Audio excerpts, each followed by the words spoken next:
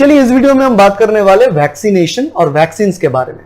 तो वैक्सीन क्या होता है, वैक्सीन को कैसे बनाया जाता है और वैक्सीनेशन कैसे काम करता है, उसके साथ साथ हम बात करेंगे दोनों तरीके के वैक्सीनेशन के बारे में। ठीक है, तो चलिए स्टार्ट करते हैं।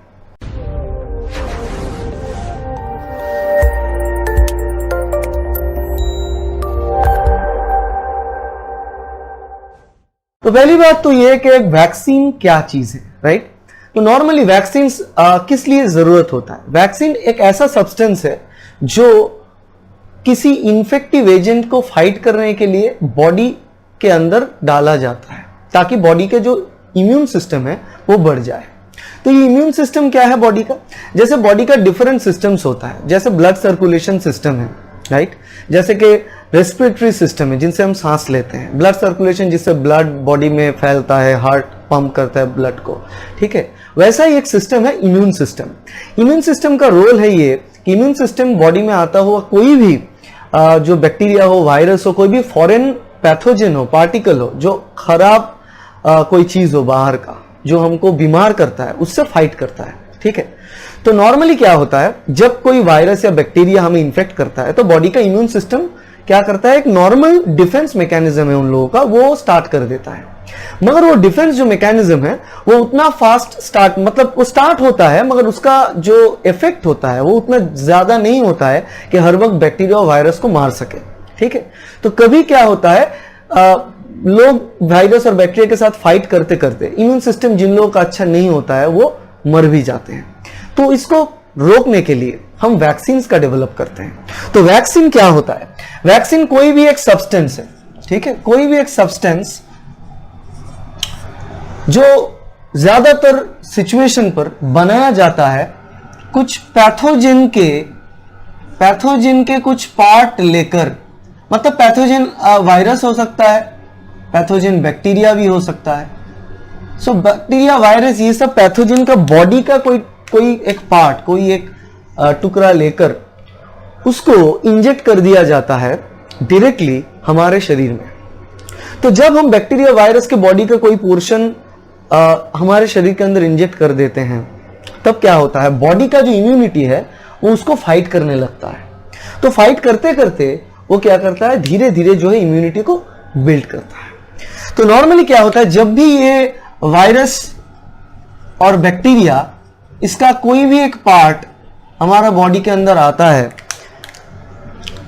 उसके बाद क्या होता है, बॉडी के अंदर इनेट इम्यूनिटी जो है वो स्टार्ट। इनेट इम्यूनिटी मतलब पहले से जो इम्यून सिस्टम हमारे शरीर में एक्टिव है वो रहता ही है, वो इसको मारने की कोशिश करता है। और पहले क्या होता है, मारने की कोशिश में ये कामयाब ज्यादातर नहीं होता है।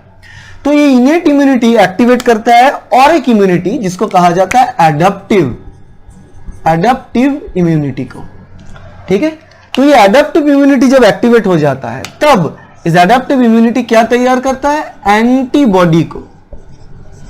एंटीबॉडी क्या है, एक तरह का प्रोटीन है जो एडेप्टिव इम्यूनिटी के बाद हमारे बॉडी के अंदर तैयार होता है। और ये एंटीबॉडी जो प्रोटीन है ये वेरी स्पेसिफिक होता है, मतलब ये जो एंटीबॉडी है ये पर्टिकुलरली वही वायरस और वही बैक्टीरिया के शरीर के अंदर जाके बाइंड करता है और उसको डिस्ट्रॉय कर देता है, ठीक है।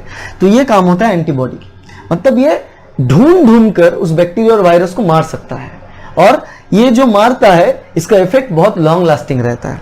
तो इसे कहा जाता है, तो इससे क्या होता है, हमारा जो इम्यूनिटी वो बिल्डअप हो जाता है। तो इम्यूनिटी के साथ हम क्या करते हैं, इस एंटीबॉडी उस वायरस और बैक्टीरिया को हरा देता है, तो हम फिर से जो है हेल्दी हो जाते हैं, मतलब डिजीज से बाहर आ जाता है, बीमारी से बाहर आ सकते हैं। तो ये है वैक्सीनेशन का रूल। तो मतलब वैक्सीनेशन के लिए हमारे शरीर के अंदर जो वायरस और बैक्टीरिया जिसके खिलाफ हम वैक्सीनेशन बनाना चाहते हैं, उनका, उस वायरस और बैक्टीरिया का कोई एक पोर्शन शरीर के अंदर जो है इंसर्ट करना है, डालना होता है, ठीक है। तो नॉर्मली बॉडी जो है एंटीबॉडी तैयार करता है। अब आप पूछोगे एक बात कि अगर वायरस बैक्टीरिया जो हमको बीमार कर रहा है, नॉर्मली जो अंदर जाने के बाद हमको बीमार करता है, हम यहां पर डिलिबरेटली, मतलब हम जानबूझकर वही वायरस और बैक्टीरिया को शरीर के अंदर डाल रहे हैं, तो ये कैसा हुआ भाई।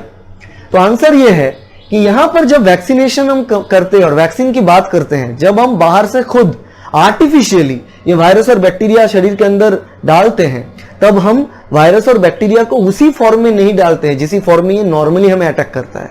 हम इसको इनएक्टिवेट कर देते हैं। पहले इसका जो बीमारी पैदा करने वाली क्षमता है उसको हम दूर कर देते हैं, इनएक्टिव कर देते हैं। उसके बाद ये वायरस और बैक्टीरिया को हम शरीर के अंदर डालते हैं। ये हो सकता है, या फिर कभी कभी क्या हो सकता है कि वायरस का पूरा वायरस या फिर पूरा बैक्टीरिया को हम शरीर के अंदर नहीं डालते हैं।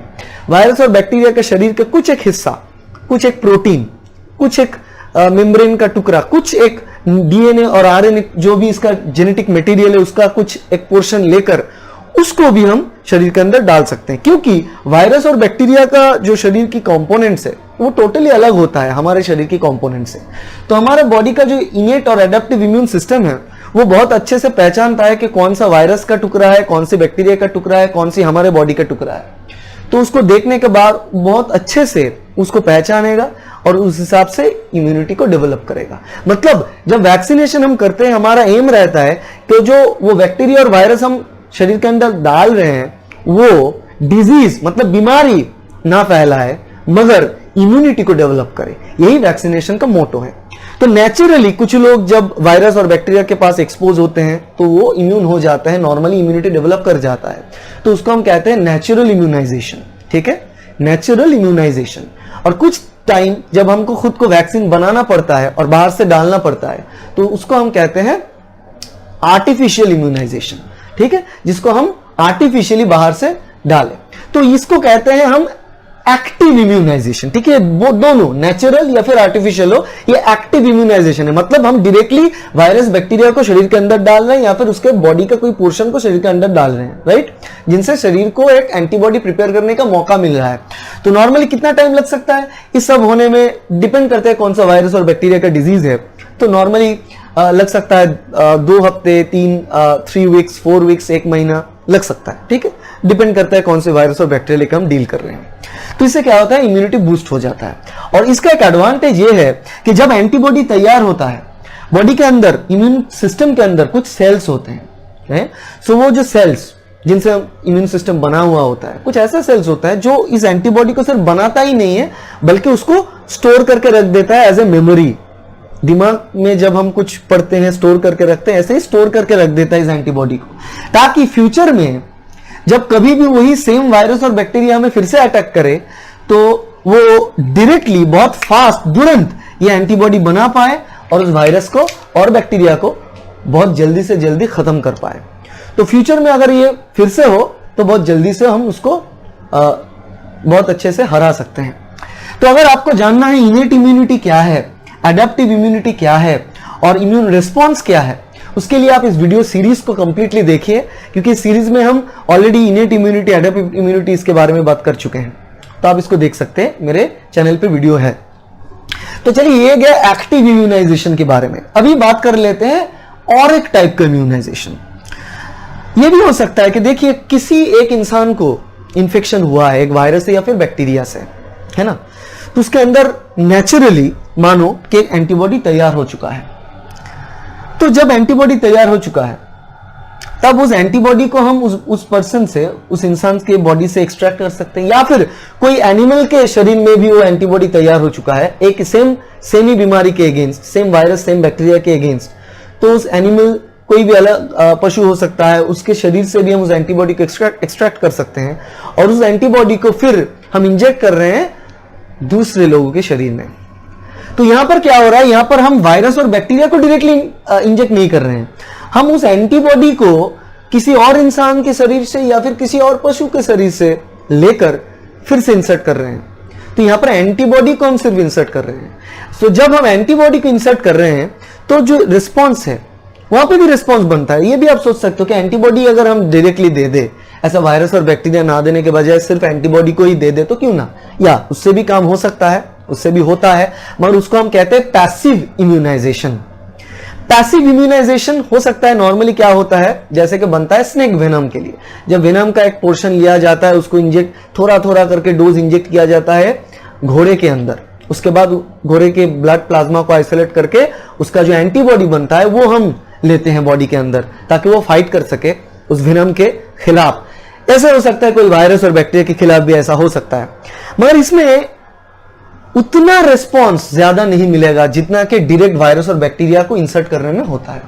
तो पैसिव इम्यूनाइजेशन भी काम करता है, मगर उतना अच्छा नहीं जितना कि वैक्सीन काम करता है, क्योंकि वैक्सीन सिर्फ तभी नहीं काम करेगा जब इंफेक्शन होता है। वैक्सीन कुछ साल बाद जब फिर से वही वायरस वही बैक्टीरिया हमें इंफेक्ट करेगा, वो वैक्सीन, वो जो मेमोरी रहेगा एंटीबॉडी का, वो फिर से काम करेगा। मतलब वैक्सीन का काम जो है लॉन्ग लास्टिंग होता है, बहुत देर दूर का काम करता है वैक्सीन। मगर पैसिव इम्यूनाइजेशन, जब हम एंटीबॉडी को एक्सट्रैक्ट करके उसको शरीर के अंदर डालते हैं तो वो टेम्पोररी रिलीफ करेगा। टेम्पोररीली जो वायरस और बैक्टीरिया है बॉडी में उसके साथ फाइट करेगा, और उस फाइट में कोई मेमोरी नहीं रहेगा। मतलब उस एंटीबॉडी जब तक बॉडी में है तब तक ही फाइट करेगा, एंटीबॉडी जब वायरस को निकाल देगा तब उसके बाद काम खत्म। फिर से अगर हमें वो वायरस बैक्टीरिया बाद में इन्फेक्ट करे तो फिर से हमें एंटीबॉडी लेना पड़ेगा, इंजेक्ट करना पड़ेगा। तो यही डिफरेंस होता है एक्टिव और पैसिव इम्यूनाइजेशन के बारे में। मैं यहां पर लिख देता हूं, एक्टिव और पैसिव इम्यूनाइजेशन। एक्टिव इम्यूनाइजेशन होता है वैक्सीन्स और पैसिव इम्यूनाइजेशन होता है एंटीबॉडी को यूज करके। ठीक है, कभी कभार क्या होता है वैक्सीन डेवलपमेंट में बहुत टाइम लग जाता है, 1.5 साल 2 साल या फिर उससे भी ज्यादा टाइम लग जाता है, इसीलिए हम एंटीबॉडी ट्रीटमेंट के ऊपर डिपेंड करते हैं। एंटीबॉडी को एक्सट्रैक्ट करके किसी और दूसरे एनिमल के बॉडी से और उसी वायरस को इन्फेक्ट करने के बाद उसको लेकर हम काम करते हैं। तो ये टेम्पोररी रिलीफ देता है, मगर वैक्सीनेशन जो है वो परमानेंट लॉन्ग लास्टिंग रिलीफ दे सकता है। तो ये डिफरेंस है वैक्सीनेशन और पैसिव इम्यूनाइजेशन के बीच में। ठीक है, तो ये बात होता है वैक्सीन। तो इसीलिए कोई भी वायरस, कोई भी बैक्टीरियल डिजीज हो, उससे हम वैक्सीन बना सकते हैं। तो हम क्या करते हैं, नॉर्मली वायरस और बैक्टीरिया को पूरा हम उसी फॉर्म में यूज करके वैक्सीन बना सकते हैं, मगर उसको हम इनएक्टिव कर देते हैं ताकि वो बीमारी ना फैला पाए, मगर वो इम्यूनिटी को इंप्रूव कर पाए। ये बात है। दूसरी बात ये हो सकता है हम उसकी बॉडी का कोई प्रोटीन ले सकते हैं, जैसे कि बैक्टीरिया का कोई स्पेसिफिक प्रोटीन, वायरस का कोई स्पेसिफिक प्रोटीन लेकर उससे भी हम वैक्सीन बना सकते हैं। ठीक है, तो ये सारे प्रोसेस होते हैं वैक्सीन बनाने के। तो ये चलते हैं टोटल आइडिया ऑफ वैक्सीनेशन और पैसिव इम्यूनाइजेशन। होप करते हैं कि आपको ये वीडियो पसंद आए। अगर आप वीडियो को समझ पाए तो इस वीडियो को जल्द से जल्द शेयर कीजिए ताकि दूसरे लोगों को भी समझ आ जाए वैक्सीनेशन क्या चीज है। और अगर ये वीडियो अच्छा लगा तो चैनल को, इस वीडियो को लाइक कर दीजिए, चैनल पे सब्सक्राइब कर दीजिए, क्योंकि ऐसे बहुत सारे अभी 5-6 वीडियोस आने वाला है सही सीरीज के अंदर, एक ही सीरीज के अंदर, जिसमें हम बहुत सारे इम्यूनिटी के बारे में बात करने वाले हैं। ठीक है, तो चलते हैं, नमस्कार।